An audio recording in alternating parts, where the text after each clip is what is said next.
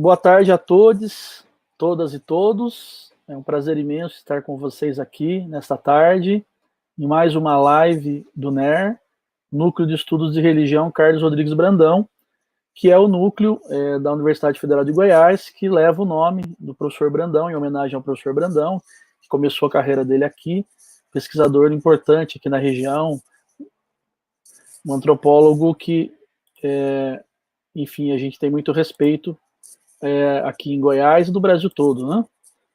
E, então é um prazer imenso ter vocês aqui com a gente. Hoje, nessa tarde, nós vamos estar com duas pesquisadoras importantes do tema sobre religião, do campo religioso brasileiro, enfim, da questão da religião na contemporaneidade, e a professora Flávia Mello, que é membro pesquisadora do NER e professora da Universidade Estadual de Goiás, vai estar moderando a mesa.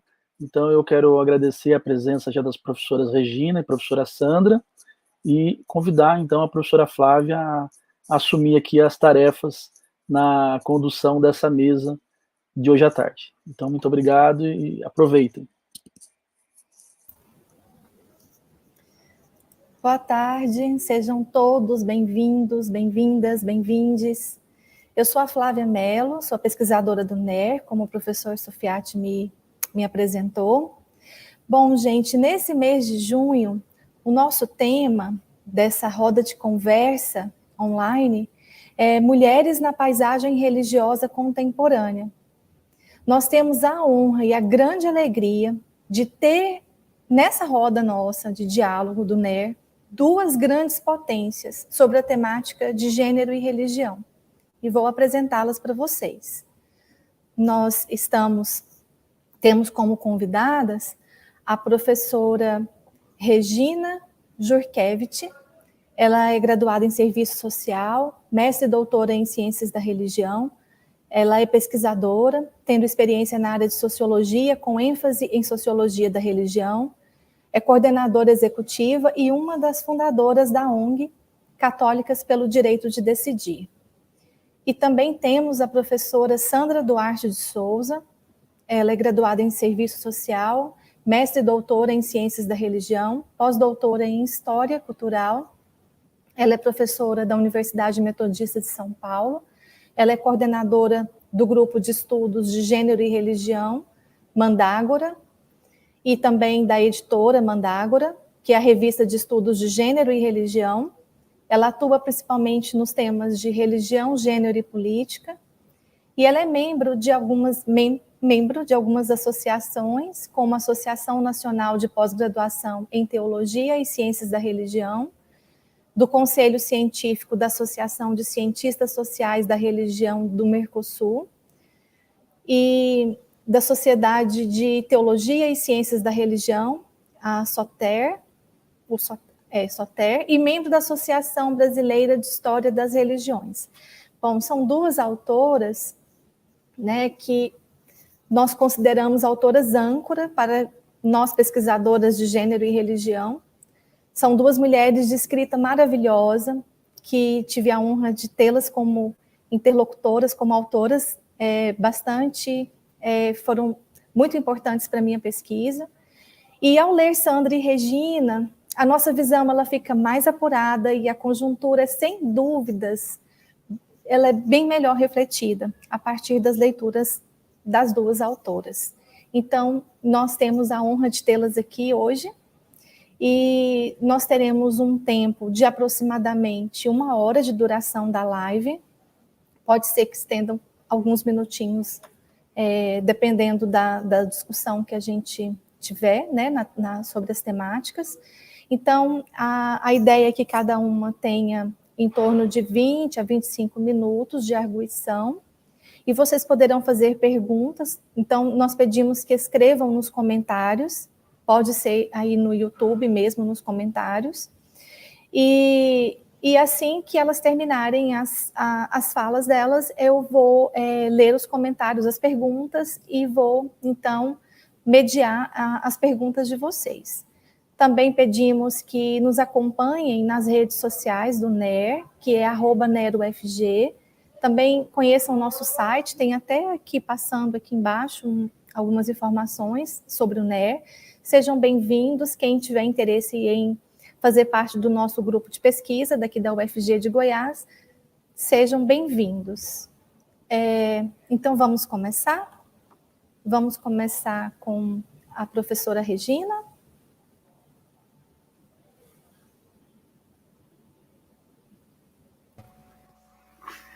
Então, Flávia, muito obrigada por esse convite, essa apresentação tão lisonjeosa e que traz tanta responsabilidade também para a gente, né, de corresponder à apresentação. Mas muito obrigada, é um prazer estar com vocês, é um prazer conhecer o núcleo e essa aproximação que a gente vai tendo.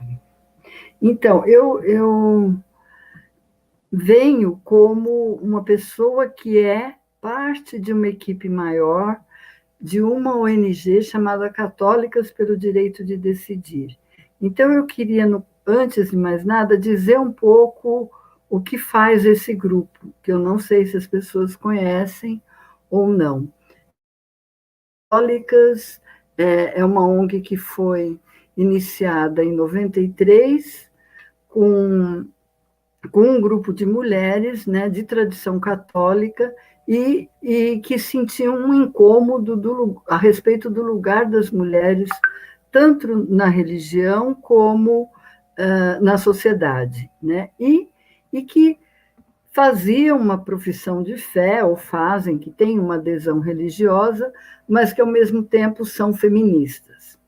Então, esse grupo começou aqui no Brasil com essa proposta de poder trabalhar elementos teológicos do cristianismo e, sobretudo, do catolicismo em relação à moral sexual católica, né? O pensamento oficial da Igreja, ele é bastante culpabilizador das práticas, sobretudo das mulheres, no campo da sexualidade, e de todo exercício sexual que não é de acordo com a normatividade heterossexual. E a gente foi vendo, quer dizer, já existia grupos de católicas em outros espaços, em outros países, e a gente teve oportunidade de conhecer pensadores, teólogos, teólogas, por diferentes partes da América Latina e do mundo mesmo, que trabalhavam a sexualidade como um dom de Deus, como uma coisa positiva, e que entendiam que a vida reprodutiva era uma responsabilidade ética das mulheres no seu processo de decisão. Então, essa é a ideia do direito a decidir, que as mulheres possam ter, as mulheres católicas e as mulheres em geral, possam ter o direito de exercer a decisão nas suas vidas, tanto nos aspectos profissionais, individuais, enfim, em todas as dimensões, e também da sua vida sexual, da sua vida reprodutiva, né? Então, Católicas vêm aí há 27 anos trabalhando com essa lógica, promovendo seminários, trabalhando através das redes sociais, né, do Face, do Instagram, e promovendo atividades e publicações que ajudem a gente a pensar que é possível ter uma perspectiva de fé e ser feminista, e que há uma base teológica no próprio pensamento católico que nos apresenta posições divergentes da posição oficial da Igreja Católica, de certa forma, evidenciando que o catolicismo é plural, né? Sempre a gente ouviu o catolicismo como uma unidade, tem um Papa e uma unidade, um único pensamento. Mas, na verdade, a gente tem dentro do catolicismo uma pluralidade que se representa por diferentes teologias. Então, você tem uma teologia mais tradicional, você tem teologias feministas, mais do que uma, teologia negra, teologias indígenas, que, na verdade, significa o ponto de partida de uma pergunta sobre quem é Deus, para quem Deus está falando, que Deus é esse, né? É um Deus masculino, feminino? É um Deus que se apresenta de que maneira? E a gente vai vendo que na história toda, na história da igreja, nesses 2000 anos, sempre, de certa forma, houve e ainda há uma manipulação de um modelo único de Deus, né? Um Deus onipotente, um Deus masculino, um Deus que designa as mulheres um lugar secundário, a ideia do sexo bastante vinculada ao pecado, né? A ideia da homossexualidade também vinculada ao pecado. E quando a gente vai conhecer um pouco a história da igreja e o seu pensamento teológico, a gente observa que as coisas não são bem assim, quer dizer, que esse pensamento não é o e que há diferentes contribuições que vão por outros caminhos. E há mulheres teólogas que também produzem um pensamento. Então, em poucas palavras, só para dizer católicas, que a gente fala católicas, e é católicas pelo direito de decidir, atua muito junto com o movimento de mulheres, né? Vivenciando o calendário feminista nas principais datas aí do 8 de março, do 28 de setembro, pela legalização do aborto. E isso também eu queria dizer. Muita gente nos vincula logo à questão da legalização do aborto, né? Ou do aborto, como com a ideia de que, bom, católicas é um grupo de mulheres que defende o aborto. Então, aí existe uma grande simplificação, porque, na verdade, primeiro o que a gente defende é a legalização, né? É o fato de que as mulheres que engravidam e levam a sua gestação até o fim possam ter todo o acompanhamento médico, toda a segurança social e de saúde, mas que aquelas que, por alguma razão, não têm essa decisão ou essa possibilidade, também possam interromper essa gestação com segurança, com boas condições, porque isso tem a capacidade de evitar a mortalidade materna e também evitar até o número de abortos. Eu sempre digo que eu acho que eu não gostaria que a minha filha, por exemplo, chegasse a ter necessidade do aborto, uma vez que a gente pode ter acesso à educação sexual, aos métodos anticonceptivos, né? Então, eu não acho que o aborto é algo que a gente está valorizando ou achando que se for legalizado, as mulheres vão abortar à torta direita, não é isso. Mas eu vejo pelos países que conseguiram a legalização que o número de abortos diminui muito quando existe um acompanhamento do Estado e serviços de saúde adequados. E também a mortalidade materna. Então, só uma introduçãozinha assim, e eu queria, o que eu pensei em dizer aqui é trazer algumas relações que vão se desenvolvendo com as mulheres e as igrejas e o campo religioso, né? Então, a primeira constatação que a gente pode fazer, simplesmente através da observação histórica, é que as religiões são espaços sociais complexos, contraditórios, e que nem sempre funcionam como forças conservadoras, né? Por muito tempo, tanto a esquerda quanto a academia tratou a religião como força conservadora só e como o espaço do consolo, do engano, do ópio, né? E nas ciências da religião a gente vai ver que é muito mais complexo do que isso. Elas podem também funcionar, as religiões e as igrejas, como forças mobilizadoras, que vão auxiliar as mulheres a resistir à força do poder disciplinar que existe nas igrejas, né? As mulheres podem se sentir motivadas para uma ação política e para a mudança social. E a gente tem uma experiência disso nos anos 70, 80, aqui no Brasil, no tempo das comunidades eclesiais de base, né? Nessa época, a igreja teve uma presença muito forte no movimento social, digamos assim, com muitos questionamentos e resistências à ditadura, e a motivação que fazia com que, sobretudo as mulheres, e as mulheres religiosas também, se organizassem, era uma motivação de fé, né?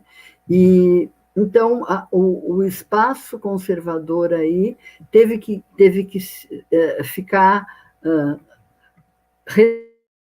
reforma para uma igreja que se apresentou com uma nova cara, né? E sobretudo a partir das mulheres.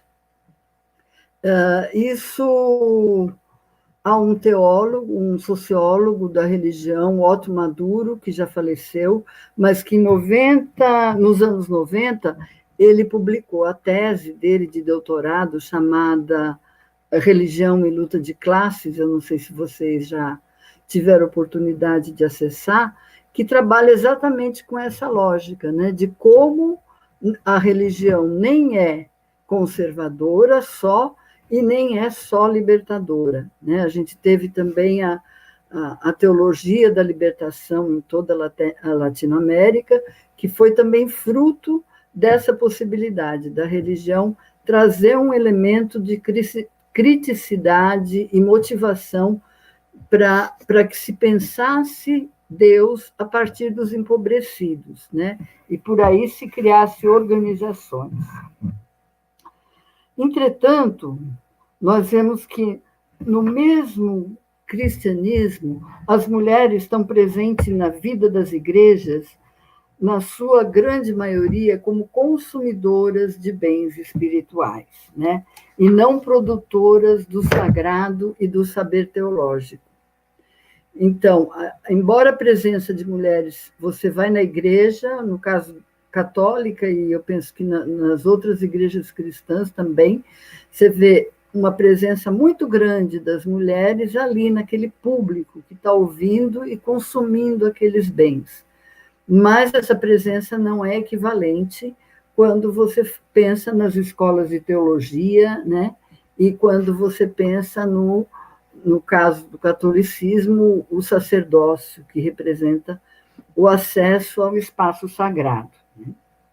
As teologias feministas, por outro lado, elas vêm propondo que as mulheres construam espaços alternativos para fazer emergir nova forma de relação com o sagrado.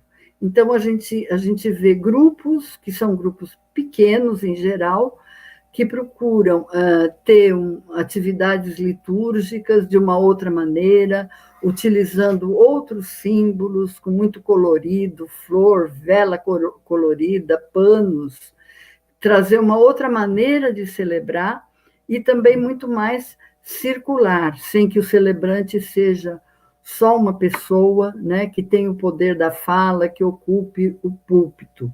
Isso existe, mas são grupos pequenos e que não chegam a ganhar esse reconhecimento da sociedade em geral, né?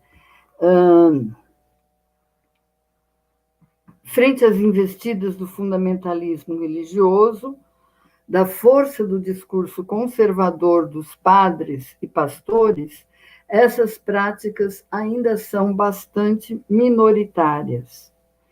O fundamentalismo religioso articula-se fortemente com o conservadorismo político.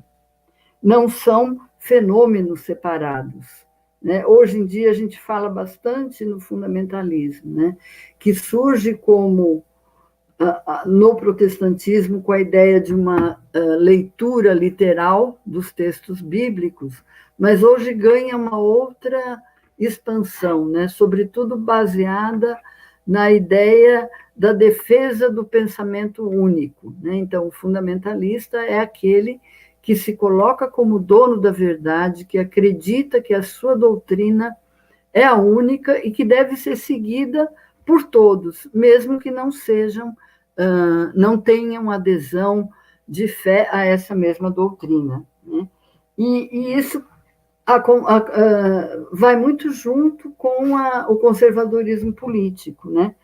Então, há determinações e vínculos bastante definidos entre os dois. E isso é o que a gente presencia no Brasil agora, sobretudo no governo atual, né? Esse fundamentalismo político-religioso, onde os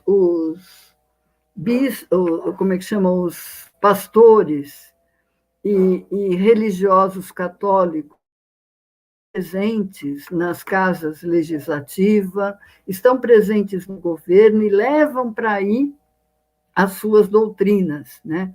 Esquecendo que a gente vive num Estado laico, né?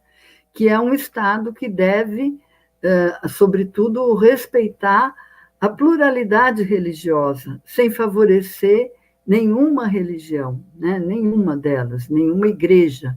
Então, não é a Bíblia que deve reger toda a população na hora de fazer as leis, que deve reger a cidadania, mas é a Constituição. A gente tem uma Constituição e ela deve ser respeitada e seguida. Hoje já faz tempo que a gente vive esse rompimento da laicidade, mas no governo atual isso está muito evidente, né? Até nas propagandas, Deus acima de tudo. Quer dizer, há uma manipulação do nome, da ideia de Deus, e que se coloca por um pensamento único, que, na verdade, acaba servindo interesses econômicos e políticos do conservadorismo, né? Acaba servindo a uma direita ou a uma ultradireita política, e de religião aí o que a gente observa é uma manipulação muito grande.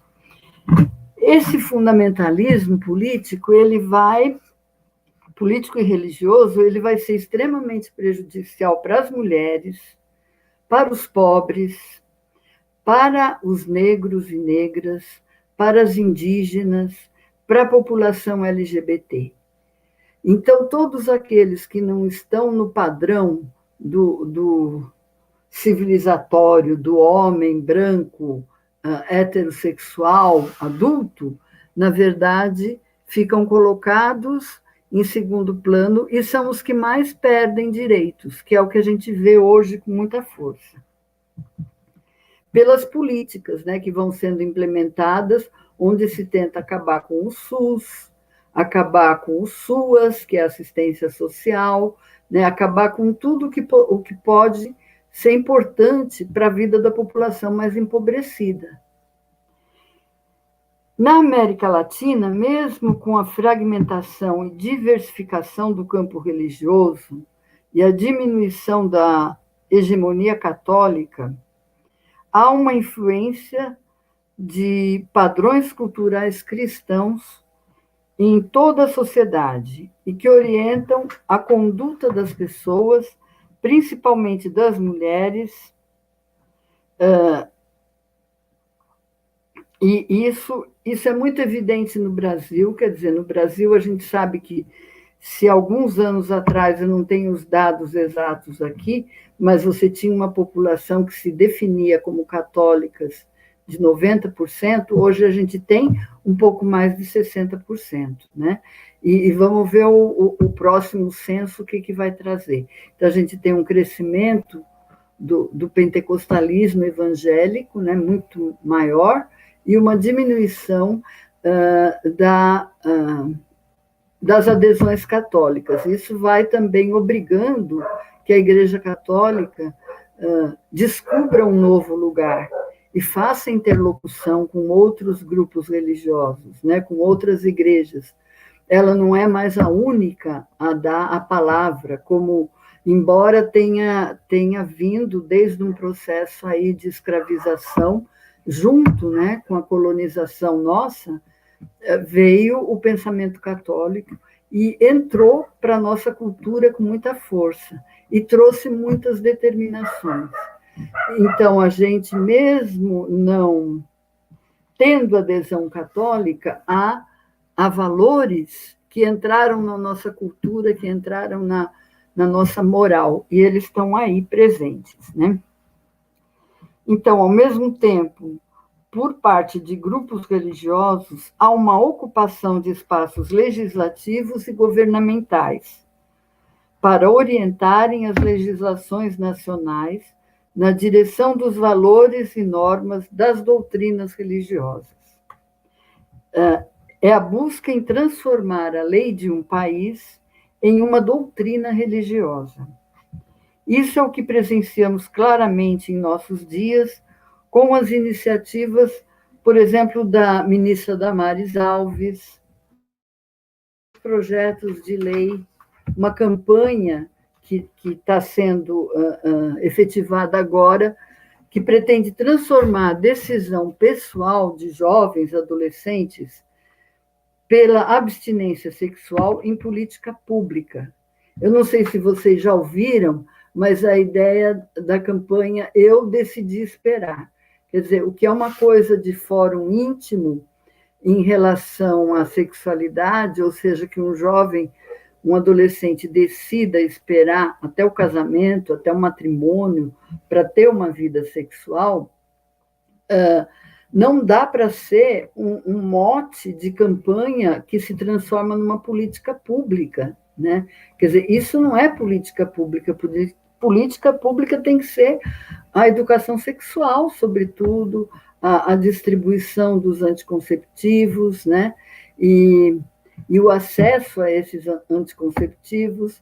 Mas, na verdade, o que está por trás desse Eu Decidi Esperar são pensamentos religiosos, da moral religiosa, que entende o casamento como o único momento onde deve começar a haver o exercício da sexualidade, e a sexualidade com motivo de procriação. Então, isso é o que a gente vive hoje, quer dizer, parece que isso não ia mais acontecer, mas nós tivemos um retrocesso imenso nos últimos anos.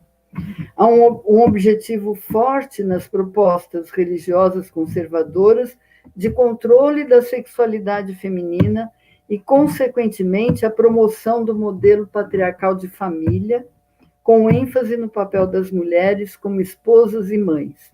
Então, também, a ideia da multiplicidade de modelos de família, que a gente sabe que existem hoje, são famílias que não são nucleares mais, o pai, a mãe, o filho, a filha, mas que são chefiadas, digamos assim, por tios, por avós, por um casal de masculino, ou por um casal de mulheres, né? Ou uma família mais ampliada. Quer dizer, não dá para a gente continuar falando em família sem olhar a realidade das constituições familiares, os inúmeros modelos que estão aí. No campo das igrejas, ou nos setores em que nelas se manifestam os pensamentos progressistas, porque, como eu dizia no começo, nem toda a igreja, seja católica ou evangélica, tem uma posição conservadora. Então, nesses setores que são progressistas, o que prevalece é a perspectiva da luta pela justiça social, mas não o reconhecimento dos direitos individuais. Então, a gente ainda tem aí um grande desafio, porque esses direitos contemplariam um outro lugar para as mulheres, tanto na sociedade como nas igrejas. E também o reconhecimento da dignidade da população LGBTI+, sem que sejam tratados como pecadores que merecem misericórdia. Porque quando o Papa Nosso fala que atire a primeira pedra quem não tiver pecado em relação aos homossexuais e fala do acolhimento, na verdade, essa é a manutenção de uma doutrina que já vem vindo há muito tempo. Ela é muito mais menos arrogante e mais acolhedora, sem dúvida. Esse Papa traz uma outra forma, né, de se comunicar, mas ainda vai pelo viés da compaixão e da misericórdia, e não pelo viés dos direitos. Quer dizer, a Igreja Católica, ela não conhece a democracia e ela não conhece direitos. Então, outra coisa é a gente entender, por exemplo, que a homossexualidade é digna de todo respeito, assim como a heterossexualidade, né? Não ficar pensando que um casal homossexual é menos capaz de educar uma criança, ou pode ser mais violento do que um casal heterossexual. Muitas vezes acontece até o contrário, né? Está aí a violência contra as mulheres apanhando dos companheiros. Então, a heterossexualidade nenhuma garantia de respeito entre as pessoas que estão convivendo. E essa questão dos direitos individuais, a gente viu muito também lá nos anos 80, quando as mulheres na Igreja Católica, em outras igrejas também estavam muito atuantes, no caso das SEBs, tudo ia muito bem enquanto as mulheres trabalhavam por melhores condições para a sociedade, lutando por creche, por melhorias na rua, esgoto, asfalto. Mas quando as mulheres começavam a reivindicar direitos individuais, por exemplo, acesso a anticonceptivos, né, uma vida sexual, um atendimento global da saúde no campo da sexualidade, que foi o PAISME, né, um plano que foi tão duro de ser construído, a legalização do aborto, trouxeram questões assim, a Igreja retrocedeu e não acompanhou essas mulheres. Então, na verdade, quer dizer, é sempre assim, os direitos individuais têm muita mais dificuldade, até porque eles vêm mesmo de um pensamento liberal, o feminismo vem do pensamento liberal, então fica muito difícil a garantia desses direitos, né? Então, aí fica as polaridades, por exemplo, de feminismo, né, e religião. Embora a gente está aí dizendo é possível, sim, fazer essas duas coisas ao mesmo tempo. Bom, nesse início do século XXI, vão se multiplicar iniciativas no interior das igrejas que se contrapõem à moral sexual de suas doutrinas e às desigualdades de gênero no interior das mesmas igrejas. E aí eu só quero citar, por exemplo, grupos como a EIG, Evangélicas pela Igualdade de Gênero, as Evangélicas pela Legalização do Aborto, as Católicas pelo Direito de Decidir, que há 27 anos estão aí, os Espíritas pelos Direitos Humanos.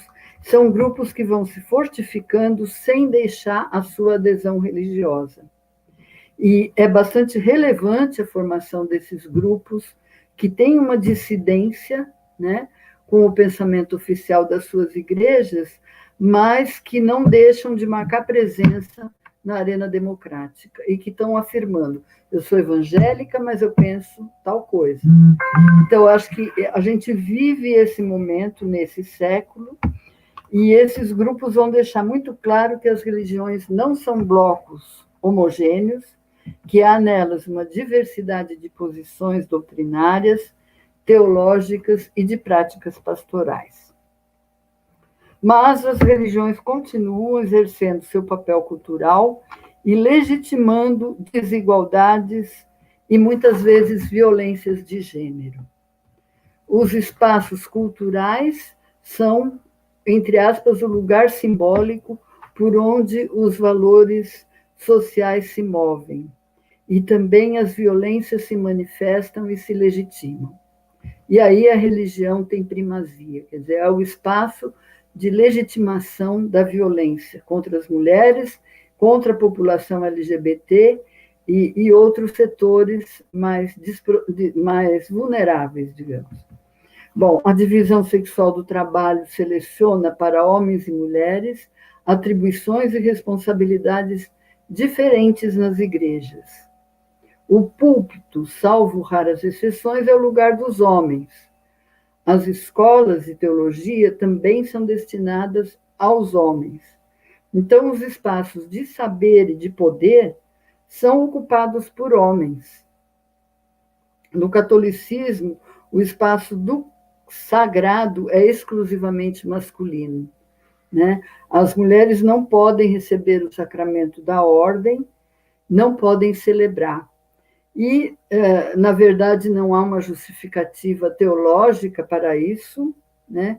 E sim uma preservação do poderio masculino. Embora se diga que lá na última ceia só estavam homens, né? Há perspectivas que vão dizer não, a família judaica na ceia se juntava homem, mulher e criança, né?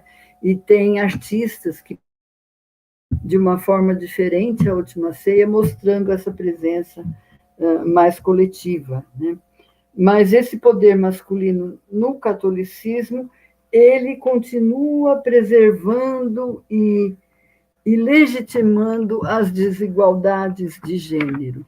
Então, terminando, só para dizer que o lugar das mulheres dentro das religiões, pelo menos as religiões ocidentais e o cristianismo, é um lugar de luta, né, de muita luta ainda pela frente,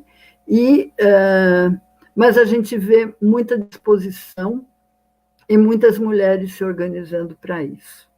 Então, muito obrigada por poder estar com vocês nesse momento.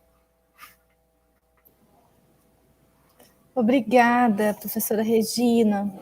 Estamos muito honrados de ter sua presença e por falar sobre a Católicas para a gente, as lutas que vocês estão travando nessa conjuntura, né? E sobre todas essas questões que estão atravessando todas nós mulheres no nosso país. Agora, a professora Sandra, a gente pede também que... Vamos lá, professora? Vamos lá, vamos lá. Bem, primeiro, boa tarde a todas, todos, todes. É um prazer estar com vocês. É claro que é sempre muito melhor ver todo mundo, mas eu sei que vocês estão aí.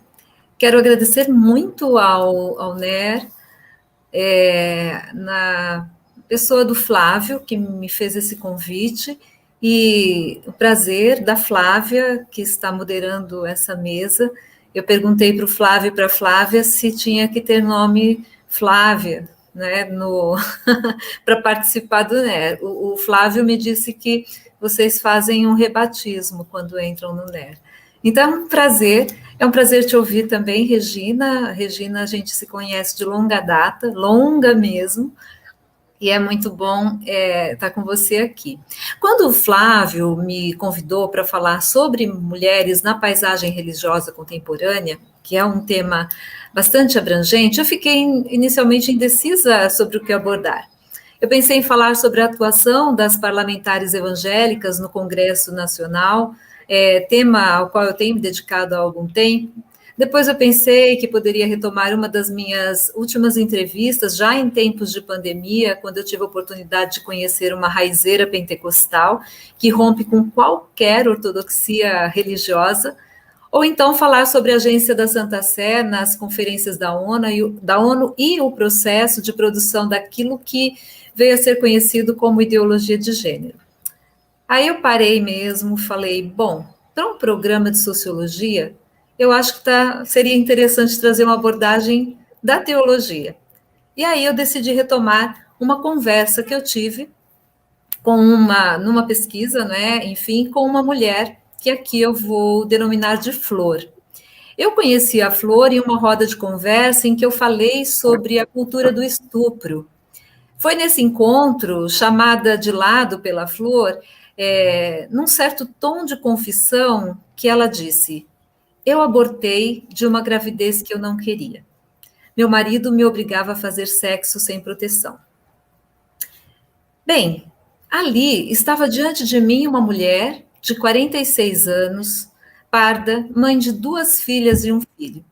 E eu perguntei se ela queria falar sobre isso. E ela disse: eu preciso falar sobre isso, enfatizando o verbo, indicando assim a sua angústia e a urgência de falar sobre algo que estava atormentando a vida dela há anos.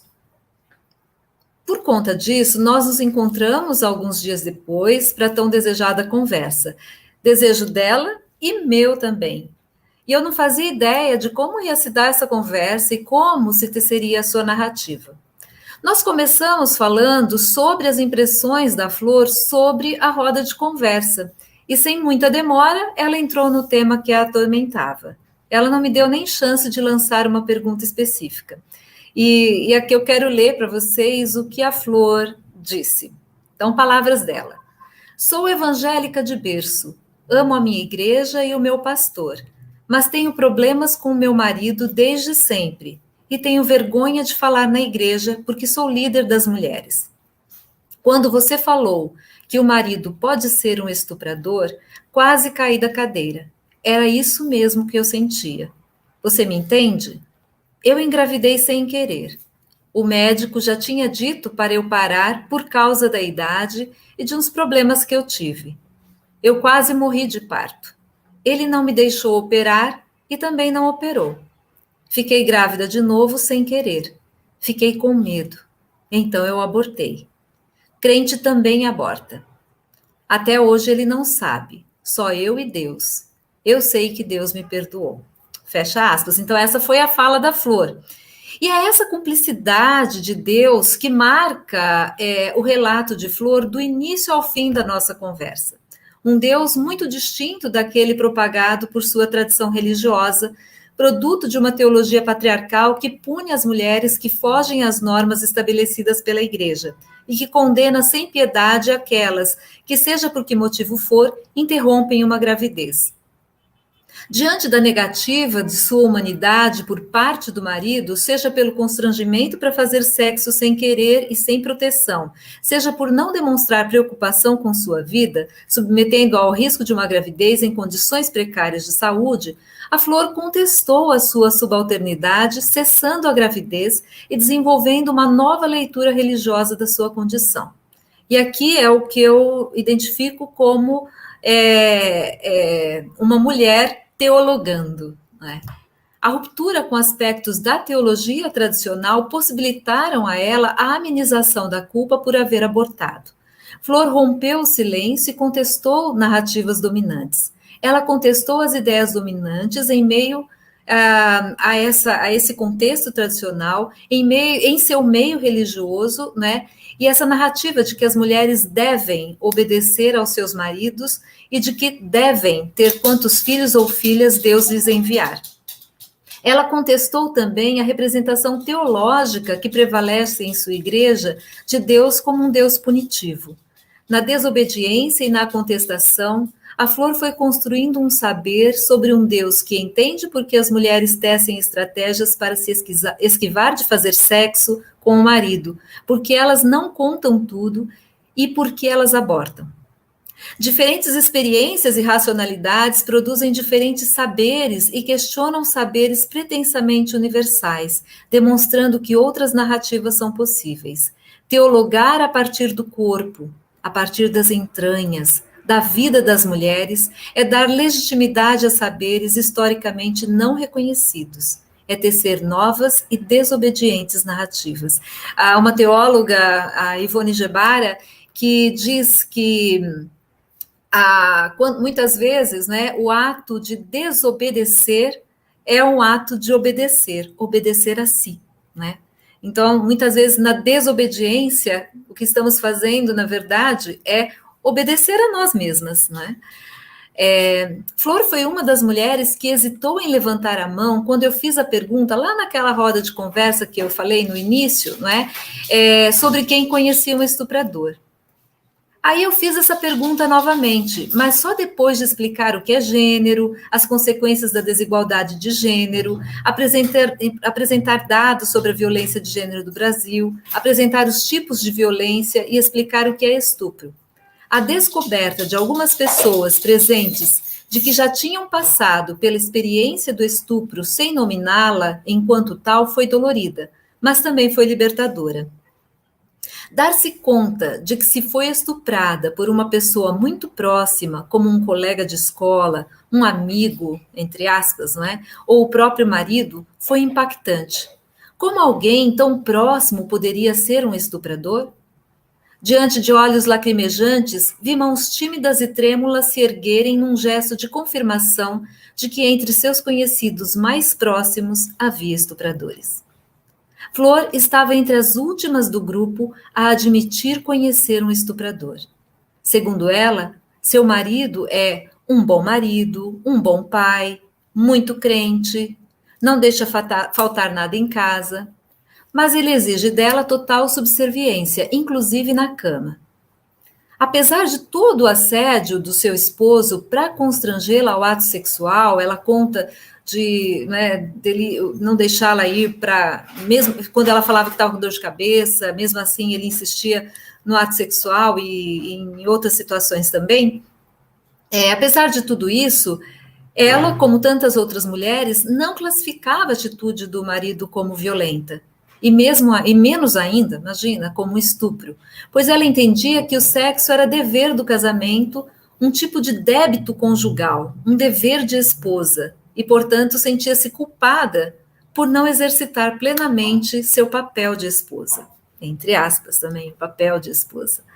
Essa percepção de que o casamento pressupõe o dever do sexo não é apenas da mulher e do homem enquanto indivíduos, ela é também das instituições sociais como um todo.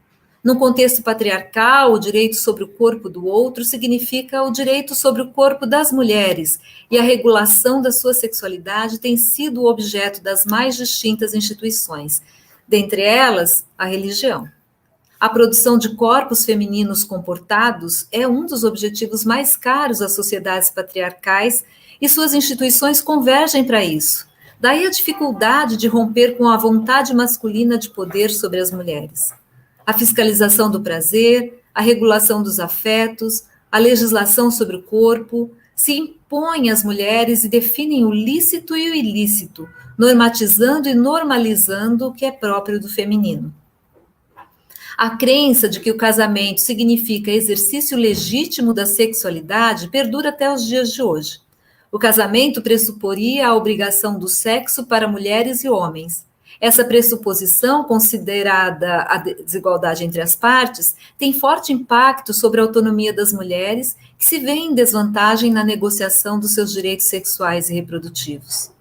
A obstaculização de iniciativas voltadas para a garantia dos direitos sexuais e reprodutivos das mulheres desconsidera a grave situação de vulnerabilidade vivida por elas. A resistência ao reconhecimento pleno dos direitos sexuais e reprodutivos como direitos humanos inviabiliza a elaboração e implementação de políticas públicas que visem combater a desigual relação que se estabelece, dentre outros lugares, na própria casa. Uma desigualdade que gera dor, opressão e morte para milhares de mulheres em todo o mundo, contradizendo os próprios discursos em defesa da vida, tão evocados por grupos autodeclarados cristãos. A vida, a que vida exatamente esses grupos se referem? Como ficam as vidas das mulheres lançadas à própria sorte na solidão de casamentos violentos? Como ficam as vidas das mulheres cuja autonomia sexual não é respeitada pelo próprio marido? Como ficam as vidas das mulheres obrigadas a gravidezes não desejadas? O estupro conjugal é uma dessas expressões violentas que escancaram o desejo masculino de posse sobre as mulheres, escancarando também a desigualdade no âmbito da casa. O estupro conjugal é uma realidade cotidiana de muitas mulheres e começa a ser denunciado. Porém, nem sempre ele é registrado como tal, dificultando o levantamento de dados mais precisos em relação a esse crime. No Brasil, só muito recentemente se reconheceu o estupro marital. Mesmo assim, como a lei não é explícita, ainda hoje há divergência na sua interpretação para a tipificação dessa violência. A consciência de que o sexo não consentido, mesmo no casamento, é estupro, nem sempre é admitida pelas próprias instituições sociais e por muitas mulheres, de tão naturalizadas que estão essas normas que subjazem a esse contrato. A admissão social da violência contra as mulheres, inclusive da violência sexual, e eu acho que aqui, né, é importante dizer isso, né, inclusive da violência sexual, também contribui para a transformação da condição da mulher violentada de vítima a ré, sugerindo uma aquiescência da mesma com a violência sofrida, como a gente já viu até em pesquisas, né, que muita gente considera as mulheres culpadas pelo próprio estupro que elas, ao qual elas são submetidas, né. A despeito das importantes mudanças acerca da compreensão da instituição do casamento e do lugar das mulheres na sociedade, ainda hoje nos deparamos com a reprovação social das mulheres que ousam se furtar às obrigações embutidas no contrato do casamento. Flor não se sentiu segura para falar com outras pessoas sobre a insistência do seu marido em fazer sexo com ela contra sua vontade. Ela não enxergou cumplicidade no seu entorno. Chegou a ponderar sobre confidenciar com a mãe e também com o pastor da sua igreja, mas desistiu. Depois de anos de resignação, ela contou para uma amiga, e essa amiga a aconselhou a ceder sem reclamar, pois, segundo ela, sem ter sexo em casa, o marido estaria mais autorizado a buscar outras mulheres, e ela não poderia reclamar. Talvez venha daí a ênfase de Flor quando nos encontramos. Eu preciso falar sobre isso. Solitária em sua resistência, sem ouvidos cúmplices, ela não vê alternativa. Melhor permanecer assim e ceder de vez em quando ao parceiro. Afinal, ele é um bom marido. Ela também não interpretou o sexo não desejado e não consentido como estupro. Foi somente nessa roda de conversa, depois de 17 anos de casamento, já mãe de 2 meninas e um menino, que ela conseguiu dar nome ao que vivia há quase 2 décadas. Apesar de nominar tardiamente o que vivia no relacionamento conjugal, isso não significa dizer que Flor aceitou passivamente essa situação. Há alguma coisa em sua atitude que não pode ser deixada de lado. Ela já sentia, porque ela disse isso, né, que estava sendo violentada e desenvolveu estratégias para se desvencilhar das frequentes investidas do marido que lhe cobrava a fatura do casamento. De alguma forma, esse é um ato de desobediência de gênero, de negação dos deveres de esposa, de questionamento da doxa, da norma. Apesar de desejarmos ver grandes rupturas com a norma dominante, um exercício fundamental, um exercício feminista fundamental, é observar também as fissuras que as mulheres produzem na aparentemente imutável estrutura de gênero da ordem social. Esse também é um exercício teológico. No caso de Flor, evangélica convicta, mentir para o evitamento do estupro não era de todo um pecado. O que eu podia fazer?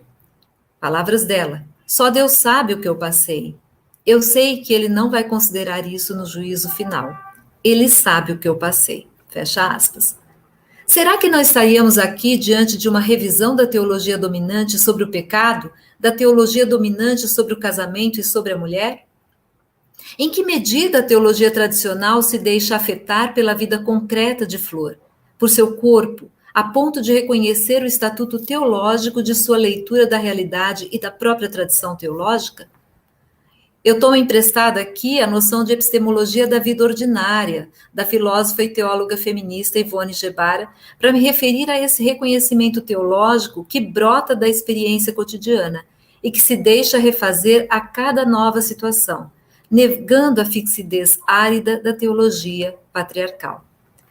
Conhecer a partir da vida, fazer brotar saber do chão aparentemente infértil de um cotidiano de opressão, é o que faz a gente olhar para a teologia com outros olhos. Diante da aparente acomodação de Flor a um casamento que não lhe reconhece a autonomia sexual e reprodutiva, que não lhe reconhece a humanidade plena, vejo se revelar uma mulher incomodada que não se satisfaz com explicações que chancelam como natural a obediência de gênero. Flor é uma das muitas mulheres que, na resistência cotidiana, no desenvolvimento de estratégias para fazer frente à dominação de gênero, à colonização dos corpos, vai tecendo o caminho do despertamento da consciência, vai colocando em xeque as explicações naturalizantes e desconstroem as aparentemente sólidas estruturas que lhes apresentaram como normal e sagrada, a sujeição aos seus companheiros e o estar sexualmente disponíveis para os seus maridos. Flor é também uma das tantas mulheres que se negaram a dar prosseguimento a uma gravidez não desejada, rompendo com um dos mais eficazes instrumentos da sujeição feminina. Filha de pai e mãe bastante rígidos, nascida e criada na igreja, ela disse nunca ter sequer imaginado que um dia interromperia uma gravidez. Palavras dela: eu sempre condenei o aborto, nunca achei que ia acontecer comigo. De repente, eu decidi abortar. Fecha aspas. Mais uma vez, um ato de desobediência, de questionamento da norma, que se abre como possibilidade de construção de um novo conhecimento, inclusive de um novo conhecimento teológico. A teóloga feminista Rebecca Peters compreende o aborto como um aspecto da vida reprodutiva das mulheres, cuja compreensão só é possível se levarmos em conta a história dessas mulheres. Como levar a sério o discurso teológico corrente sobre aborto se esse não considera a história das mulheres que abortam e se não considera o princípio do respeito à sua agência moral? Falando sobre sua própria experiência, Rebeca acentua o caráter equivocado de uma teologia que valoriza a maternidade em detrimento das necessidades, desejos e histórias pessoais das mulheres e demanda delas a justificativa e expiação dos abortos cometidos. Até o nosso encontro, Flor nunca tinha lido nada de teologia feminista. Nada surpreendente, uma vez que mesmo quem estuda teologia raramente toma conhecimento da existência dos estudos feministas, e especialmente da teologia feminista. Mas a sua certeza de que Deus é um Deus cúmplice me abriu o olhar para o fato de que ela já tinha elaborado sua própria teologia a partir da experiência do casamento, da violência sexual e do aborto.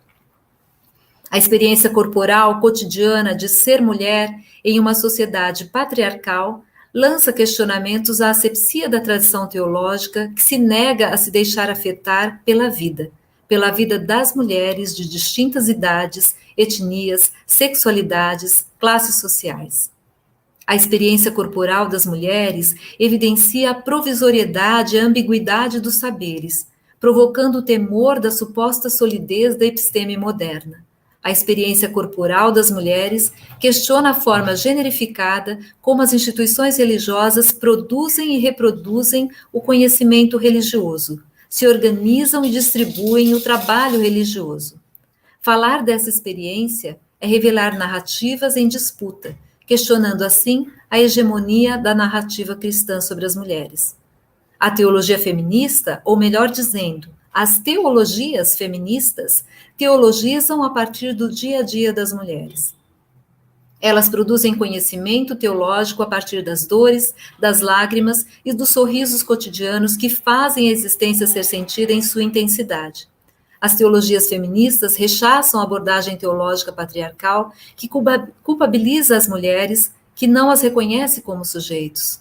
Elas inquirem a teologia dominante, denunciando sua abordagem patriarcal e desconexa da realidade daquelas que compõem a maioria do contingente cristão no mundo, as mulheres.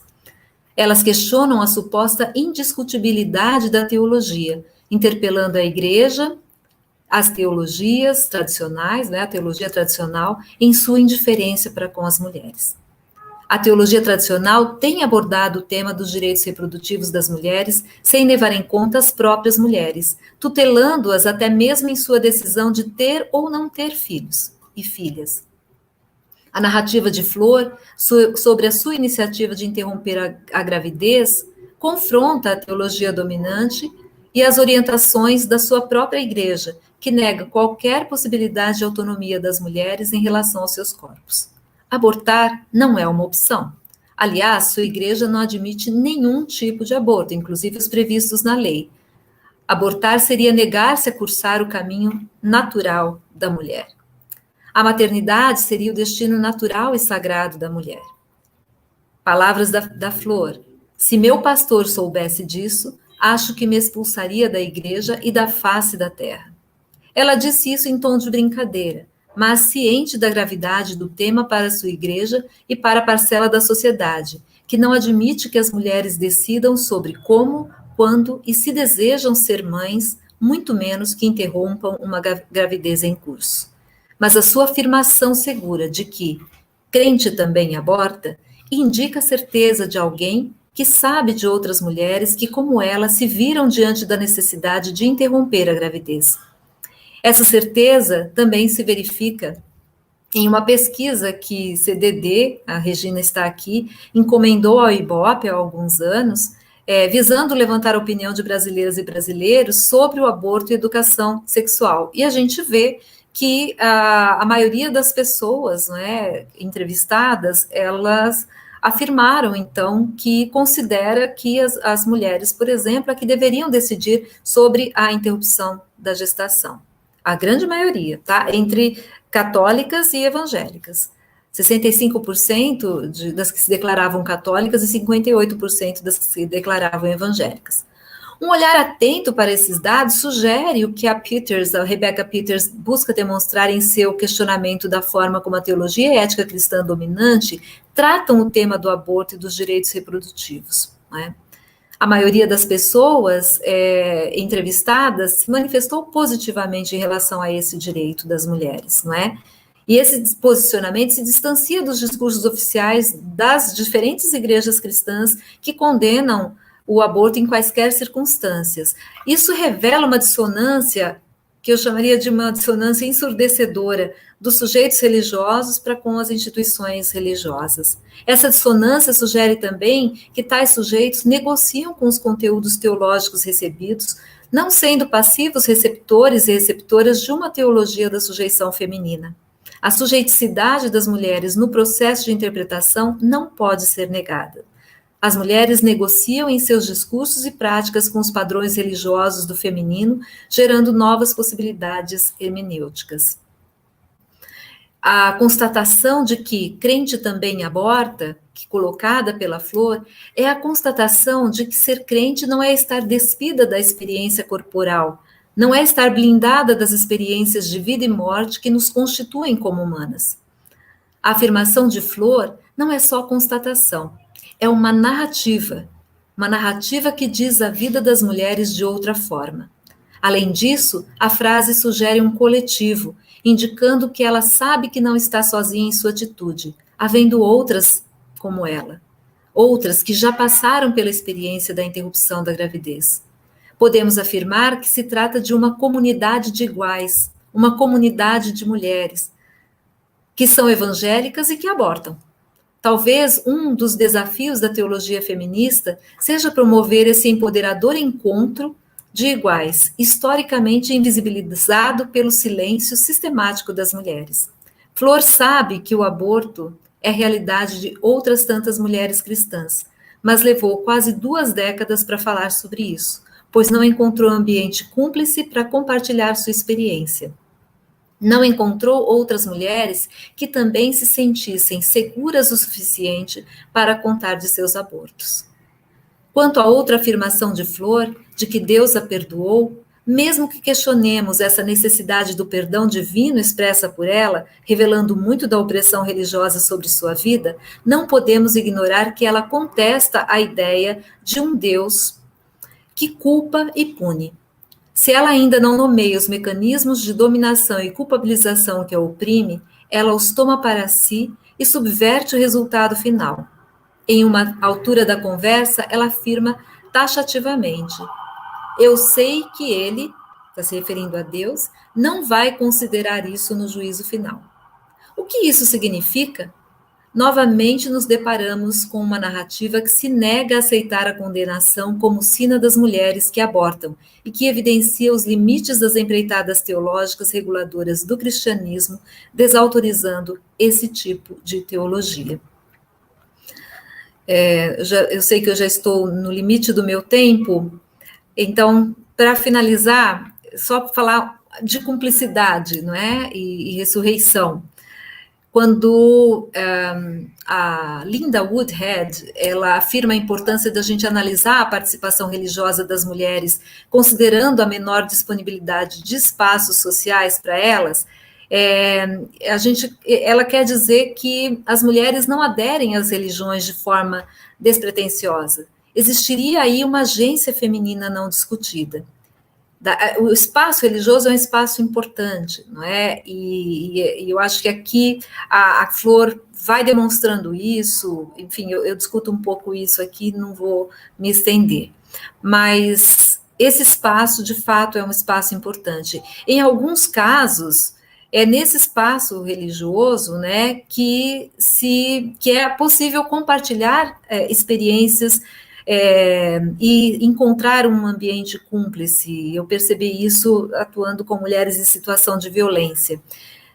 O fato é que isso demanda dos estudos de religião e dos estudos feministas a necessidade de enxergar o espaço religioso como preenche de possibilidades. Para Flor, o silêncio imposto foi difícil de romper. Ela não sentia cumplicidade suficiente na igreja para falar de si. Talvez fosse necessário um aceno. Como é que a Flor veio parar no evento em que eu estava falando sobre a cultura do estupro? Por indicação da Rosa, sua amiga, que viu o informe sobre o evento nas redes sociais. Como a Flor conheceu a Rosa? Na igreja. Perguntei a ela por que ela acha que a Rosa lhe indicou esse evento, e ela respondeu: acho que ela sabia que eu precisava disso. De lá para cá, muita coisa na vida da Flor mudou, mas uma afirmação resume todo esse processo. Ela diz o seguinte: eu ressuscitei. Ao final da escrita desse texto, eu entreguei para a Flor para saber se ela tinha alguma restrição a ele. Ela pediu para eu retirar apenas a identificação da sua igreja, e depois disso falou: Sandra, por que a gente não conversa com outras mulheres sobre isso? Tem que fazer mais daquela reunião. E eu acho que é isso. Tem que se construir mais espaços, sim, de cumplicidade, que são também espaços de empoderamento. E eu paro por aqui. Obrigada. Muito obrigada, professora Sandra. Eu vou deixar aqui, deixa eu abrir aqui os comentários. Deixa eu ver aqui. Eu fiz uma pergunta.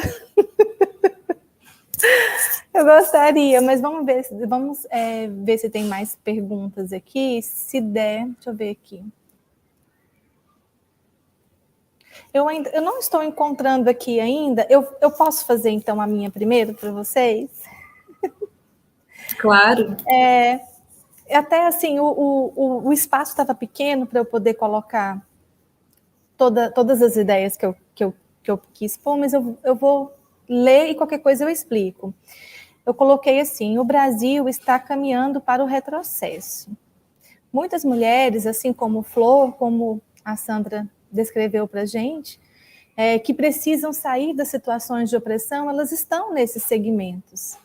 E teve até uma pesquisa que eu recebi essa semana, eu não sei se vocês viram, que foi uma pesquisa feita pelo, deixa eu ver aqui o nome do instituto, Poderfolio, deixa eu olhar aqui, eu até anotei, pesquisa Poder Data, foi em março de 2021, que mostrou assim, que o percentual de mulheres que se reconhecem machistas, na pesquisa foi maior que o grupo dos homens. 15% delas se consideraram machistas e entre os homens o percentual foi de 8%.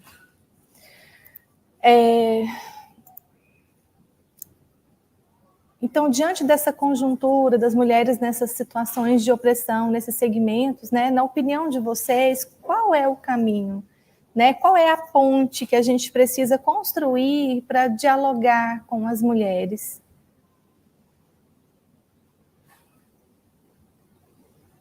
Eu vou deixar que vocês respondam, fiquem à vontade. Vou falar alguma coisa, então, e passo para a Sandra. Então, eu acho que não tem um caminho único, né? São caminhos, e depende muito de onde a gente está, né? de com que grupos a gente se relaciona, que eu acho que o espaço de reflexão, como esse que a Sandra apresentou, é uma possibilidade muito interessante, né? O fato de se ter formação de comunidades também é importante. Atuar no espaço de advocacy, de tentar mudar as leis, também é fundamental, né? Eu acho que dentro da academia também há um espaço importante para fazer as perguntas que as mulheres têm se feito, para produzir ciência a partir daí. Então, iniciativas como essa de hoje também são significativas. Eu acho que é uma multiplicidade de caminhos. Muito obrigada, professora Regina. Eu acho que é isso mesmo.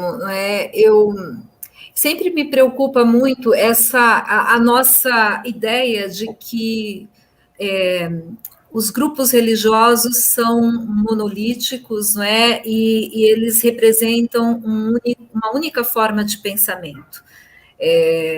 A gente precisa entender essas muitas vozes, não é? Mesmo dentro de... há um tempo, falando sobre política, né, uma coisa que eu sempre disse, então, no âmbito dos diversos grupos religiosos, a gente fala, bom, os pentecostais apoiaram a ditadura militar no Brasil, mas a gente não olha para as muitas vozes dissonantes no âmbito pentecostal, né, em que nem sempre você tem vozes que apoiam, você também tem vozes que questionam, são vozes propositalmente invisibilizadas, e nós terminamos invisibilizando ainda mais quando reforçamos esse tipo de afirmação, né? Claro que sim, nós temos instituições que oficialmente se colocaram ao lado da ditadura militar, não é? Do golpe militar. Mas nós também tivemos vozes, pessoas, grupos que, dentro desses mesmos segmentos, que se colocaram de forma bastante enfática contra o regime. Então, é a mesma coisa em relação aos direitos das mulheres, né? Não dá para a gente falar, por exemplo, de um grupo específico. Olha, esse grupo é um grupo super aberto às mulheres ou super fechado às mulheres, né? Sim, nós temos instituições que oficialmente se colocam dessa forma, mas nós temos muitas vozes dissonantes aí. Por isso que eu quis tanto trazer a Flor, que é para a gente olhar para isso, né? Eu me lembro de um orientando meu de iniciação científica, o César Barbato, que ele escreveu sobre como é que as mães e pais de filhos evangélicos homossexuais tratavam, né, lidavam com o fato de serem de grupos religiosos bastante herméticos e conservadores em relação à sexualidade, e como eles, como né, as mães e os pais, lidavam com isso, porque estavam junto, tinham ali os seus filhos, aquelas pessoas a quem eles amavam tanto, né? E aí era interessante como as elaborações teológicas emergiam das falas dessas pessoas, contradizendo as hermenêuticas tradicionais de vários textos bíblicos, né? Então é isso, eu acho que a gente pode, sim, olhar para isso, né? Olhar para as diferentes formas, a Regina citou tantas possibilidades aí, né? Olhar para as diferentes formas que se colocam aí, que estão dadas, né? E talvez olhando para os grupos religiosos, né? E tentando verificar o que é que leva mulheres a aderirem. Hoje a gente está vendo uma coisa bastante assim, complexa e que precisa ser estudada, né, que é a grande adesão de mulheres aos pentecostalismos. Né? O que isso significa? Né? E que tipos de pentecostalismo? E pensando nessas adesões, não é? O que é que as atrai? Quais são as motivações de gênero, por exemplo, que as levam para determinados segmentos religiosos e não para outros, não é? São coisas para a gente pensar. Mas, de fato, acho que é uma pergunta que poderia gerar muitas reflexões ainda. Obrigada, Flávia. Muito obrigada. Tem uma pergunta aqui, que é a do Flávio Sofiati, que diz assim: a multiplicação das possibilidades de crenças no Brasil, acompanhada do enfraquecimento das instituições religiosas, tem possibilitado o empoderamento das mulheres na paisagem religiosa contemporânea? O que vocês acham?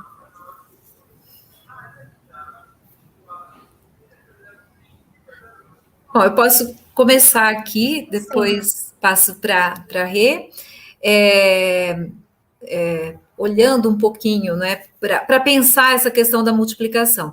Com certeza, quando a gente, né, num contexto como o nosso, em que nós temos cada vez mais um leque maior de alternativas religiosas, isso também pode ser um indicador importante, né, aí para ajudar a questão do empoderamento. Eu me lembro muito de uma pesquisa que a professora Anete Ruese fez, quando era ainda docente da PUC de Minas, em que ela falava das novas pastoras, das fundadoras de igrejas evangélicas, não é?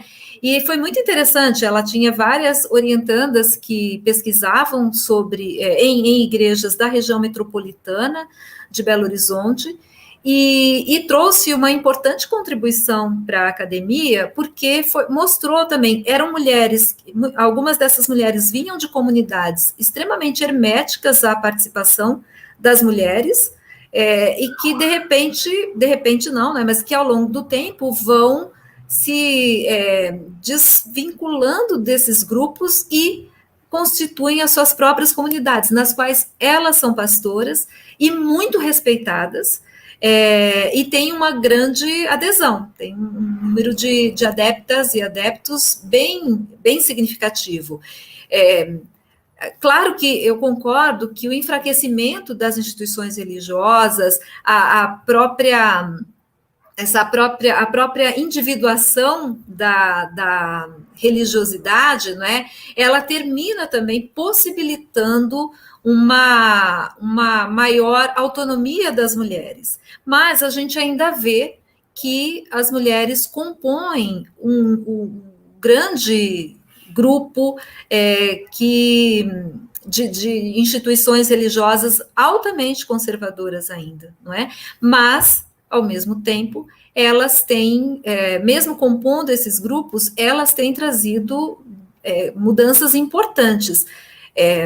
Numa outra pesquisa sobre violência contra as mulheres, uma das mulheres com as quais eu conversei, ela conseguiu romper com o ciclo de violência que ela experimentava, com a ajuda do círculo de oração da igreja dela. Então, eu acho que a gente tem isso, tanto considerando a multiplicação das alternativas religiosas no nosso país, o enfraquecimento, a desinstitucionalização da religião também, mas também aquilo que acontece dentro da própria dinâmica das instituições religiosas. A gente precisa olhar mais para essas dinâmicas para entender como é que as mulheres têm construído novas possibilidades de ser mulher e de romper com a subalternidade imposta pelas religiões.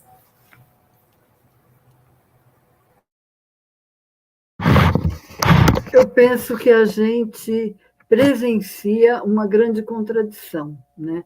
Eu acho que os mesmos espaços religiosos apresentam as duas situações. Eu acho que a fragmentação e a multiplicação de religiões contribui, sim, para um empoderamento. Em que sentido? Eu acho que quando a gente tinha uma maioria católica, por exemplo, o lugar das mulheres é um lugar muito mais secundarizado do que em outras igrejas cristãs, né? A gente vê pastoras, né? A gente vê bispa, né? Na igreja anglicana, a reverenda Alexa, que é uma reverenda trans, né? Na igreja metropolitana. Então, surgem pessoas, né? Esses grupos dissidentes formados por mulheres e que continuam nas igrejas. Então, eu acho que a gente, hoje, tem muito mais, de certa forma, referentes, mulheres referentes que vão se empoderando e tendo um outro lugar da igreja. Mas não dá para dizer, negar, que quando a gente olha as igrejas que juntam essa comunidade massiva, né? Que nem é tanto comunidade, mas é uma massa de gente, e que você vê uma presença feminina também muito grande, não está havendo ali um papel de empoderamento, né? Eu acho que, de certa forma, também há uma massificação, né? Um convencimento ideológico que tira forças de reivindicação das mulheres para que tenham uma vida mais digna, para que sejam respeitadas. Então, acho que é difícil dizer um sim ou um não. Eu acho que as duas coisas acontecem ao mesmo tempo. Mas, sem dúvida, o número de mulheres hoje que se tornam referência nas igrejas de criticidade frente à sua prática religiosa é um número muito maior do que era 20 anos atrás. Isso eu acho que a gente pode dizer. Ainda que aumentou também o número de mulheres que se subjugam, né, e que não fazem nenhuma desobediência ao pastor, ao padre, que ainda estão ali como seguidoras do modelo patriarcal de igreja. Ai, gente, que maravilha ouvi-las. Agora é uma pergunta do Valdir Cardoso da Silva, que diz assim: há expressões religiosas que dialogam, que são mais abertas à teologia feminista? Pode qualquer uma das duas responder. Ela não está direcionada à pergunta. Expressões religiosas, eu queria entender se seriam denominações religiosas, essa é a ideia? Eu também compreendi dessa forma. Denominações religiosas que são mais abertas à teologia feminista. Ai, que pergunta difícil, porque, assim, muitas vezes, quer dizer, como não tem uma teologia feminista, mas tem várias, então há igrejas que talvez se sintam mais à vontade com uma teologia feminista que não faz uma ruptura expressiva, digamos, que ainda procura ver, como dizia o teólogo Leonardo Boff, o rosto materno de Deus, que associam muito a ideia da mulher como mãe, e que entendem que, bom, falar das mulheres e da feminilidade, fazer uma teologia que traga as mulheres, né, que veja as características femininas, então já é um tipo de teologia feminista. Eu acho que até tem grupos assim, né? Mas uma teologia feminista que é mais ousada no sentido de propor uma desobediência mesmo, e às vezes até o que a gente poderia... A Ivone Gebara tem falado da heresia, né? Ela tem dito, bom, receber um elogio de ser uma herege, quer dizer, ser chamada de herege é um elogio, porque é você desobedecer alguns princípios e comportamentos de uma igreja patriarcal que passa por cima, né, da realidade das pessoas e, sobretudo, das mulheres. Então, eu no campo católico, eu acho que a gente pode observar em alguns países uma, entre aspas, evolução, quer dizer, maior do que em outros. Agora, das igrejas evangélicas, eu não sei, ou protestantes históricas, se a Sandra tem mais clareza disso. A minha tendência é pensar que nas igrejas, de uma forma ou de outra, existem grupos sensibilizados, né? Mas qual que a gente pode dizer? Eu acho que eu tenho a impressão que a igreja anglicana, né, não sei se em todas as suas expressões aí, mas não sei se é porque a gente conhece pessoas da igreja anglicana que são bastante ligadas, né, na igreja luterana. Então, mas eu não ousaria fazer uma afirmação assim muito taxativa. Eu acho que não dá para falar exatamente em posição da denominação, e a gente pode perceber isso por uma coisa básica. Se a gente verifica nos cursos de teologia das diferentes denominações, vocês olharem a bibliografia que o pessoal estuda durante todo o curso, vocês vão ver que raramente há títulos de teologia feminista. Então, na própria formação das lideranças religiosas, a gente vai ver que é pouco enfatizada, quando aparece, é pouco enfatizada a teologia feminista. É uma teologia marginal, né? E aí, então, isso é apenas então, você não tem nem acesso. Eu conheço pessoas que têm uma trajetória grande aí nos estudos teológicos e que nunca leram teologia feminista, né? E aí, então, não daria para falar exatamente de uma denominação, de denominações que dialogam. É claro que você tem grupos, como já disse a Regina, que dentro de diferentes denominações, e aí eu quero dizer, tem sim dentro da anglicana, tem sim dentro da luterana, tem sim dentro da metodista, tem sim dentro da batista, tem sim dentro da presbiteriana, tem sim dentro de igrejas pentecostais, tem sim. Então, não é algo que enfim, está em um grupo específico, mas é aquilo que eu disse, a gente está falando de uma marginalidade dentro dessas instituições, né? Daí a importância tão grande da gente enfatizar, né? Porque é interessante, quando a gente fala teologia, já se pressupõe que você está falando, né, de tudo, mas na verdade é uma teologia que sistematicamente silenciou as mulheres, não é? Não silenciou em relação às mulheres, mas silenciou as mulheres. Diferente, por exemplo, da teologia da libertação, né? Que tem, assim, não tem esse viés marginal como a teologia feminista, né? Muito obrigada pela resposta. Vamos agora. Tem o Wellington, que a pergunta é direcionada a você, professora Sandra, é um ex-aluno seu. Tá aqui, olha. As perguntas estão aqui na tela, mas você quer que eu leia? Ou você pode ler a pergunta dele e já responder, se ficar melhor. Oi, Wellington. Primeiro, obrigada. E saudades de você também. Sempre inquiridor e nas aulas. Isso é muito, muito gratificante. Então, você pergunta, né, sobre esse discurso, como é que a gente supera o discurso religioso que contribui para o silenciamento das mulheres.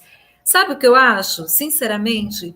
É que o primeiro passo é nos contar, né? Se estão silenciando, a gente tem que se contar e que ser contada, né? Então, eu diria que o primeiro passo é esse, né? Superar, porque, não, veja, em todos os sentidos, né? O silenciamento das mulheres na história, nós sempre, é como se nós nunca estivéssemos lá, não é? Se a gente olha para a forma como se construiu o contar a história, é uma narrativa totalmente que desconsidera totalmente as mulheres, né? E nas religiões da mesma forma, né? Então, eu acho que uma forma de superar esse silenciamento, né, é fazer falar, falar e ouvir, não é romper com algo que sempre foi parte da nossa trajetória, né? Somos sistematicamente silenciadas. Até hoje, somos silenciadas nos diferentes âmbitos, no âmbito político, no âmbito da ciência, no âmbito do trabalho, no âmbito religioso. Eu diria que temos que nos contar, temos que ser contadas, não é? De uma forma que a gente consiga efetivamente superar isso. Eu vi que tem uma segunda parte, né? O que nós, pesquisadoras e pesquisadores, podemos fazer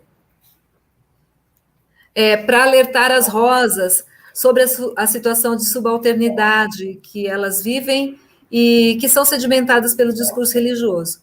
Pois eu acho que uma das coisas que nós podemos... Eu acho que algo que o NER faz e que outros grupos como Mandrágora faz, CDD faz, é visibilizar isso, quer dizer, o fato da gente estar discutindo isso e sair da academia, não é? A gente precisa falar com uma linguagem mais acessível. Às vezes a nossa linguagem acadêmica é tão hermética que só nós entendemos e olha lá, né? Se a gente entende mesmo, né? Foi muito interessante essas rodas de conversa que são promovidas por grupos como Koinonia, essa roda que eu mencionei especificamente foi promovida por Koinonia, grupos como CDD e tantos outros grupos promovem, essas rodas são muito interessantes, muito importantes. Seminários, né? Mandrágora, nós fizemos seminário com ciclo de debates com técnicos e técnicas do poder público, lideranças religiosas, para discutirmos juntas na academia formas de enfrentamento à violência contra as mulheres. Então, quando a gente vai unindo forças com segmentos distintos da sociedade, a gente também consegue alcançar outras pessoas que, se nós estivéssemos exclusivamente dentro da sala de aula, nós não alcançaríamos, né? Então, eu defendo plenamente o envolvimento pleno da academia na sociedade e vice-versa. Eu acho que é um caminho importante, né? Realmente, a gente precisa trabalhar nesse sentido e lidar com as nossas próprias fragilidades, né? Muitas vezes a gente quer que a mudança aconteça imediatamente, mas a gente vai tendo que ir encontrando possibilidades de produzir fissuras e, a partir delas, ver nascer novas flores, novas rosas.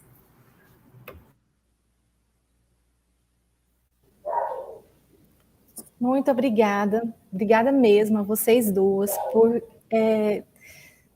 nós termos a oportunidade de ouvi-las, porque aqui em Goiás, gente, nós estamos realmente no olho do furacão do fundamentalismo religioso, né? Então, assim, é uma oportunidade maravilhosa para nós.